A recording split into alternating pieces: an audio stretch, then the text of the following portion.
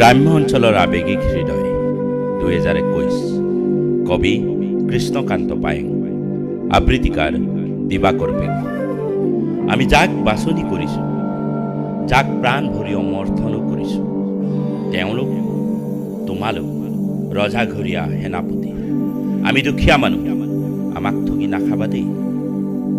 হৃদয়েৰে বিশ্বাস কৰি আমি পঠাইছোঁ ৰাজসভালৈ আমাৰ প্ৰতিনিধি হ'বলৈ আমাৰ সহজ সৰল মনৰ কোমল অনুভূতিত কুঠাৰাঘাত নকৰিবা দেই ঠগি নাখাবা দেই আমি বহুত যন্ত্ৰণাত আছোঁ আমাৰ সপোনবোৰক ফুটুকাৰ ফেন নকৰিবা দেই হোৱা মোৰ বাইদেউ নবৌ বিধৱা হৈ থাকিল আৱেগেৰে এবাৰ অনুভৱ কৰি চাবা হওক ল'ৰা ছোৱালী দুটিও এমাহ দুমাহ বৰ অকণমানি হৈয়ে আছে আমন জীৱনকৈ পদপথত লৰি ফুৰিছে পিন্ধিবলৈ গাত নাই কাপোৰ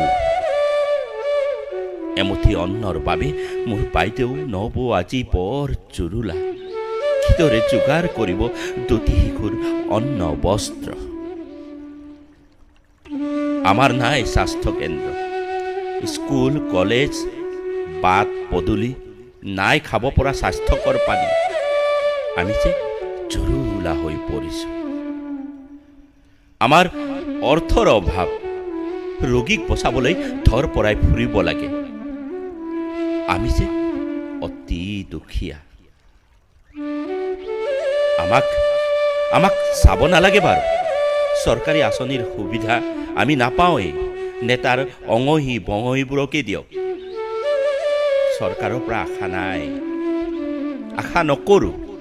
লাভো নাই মই এজন প্ৰকৃত খেতিয়ক হাল কোৰ মাৰি ঘৰখনত দুবেলা দুমুঠি যোগাৰ কৰোঁ চৰকাৰৰ নামত অৱশ্যে প্ৰধানমন্ত্ৰীৰ আৱাস যোজনাৰ ঘৰ এখন পাইছোঁ তাকো প্ৰবঞ্চকে হস্তগত কৰে হাতত জমা দিব লগা হৈছে ধনৰ টোপোলা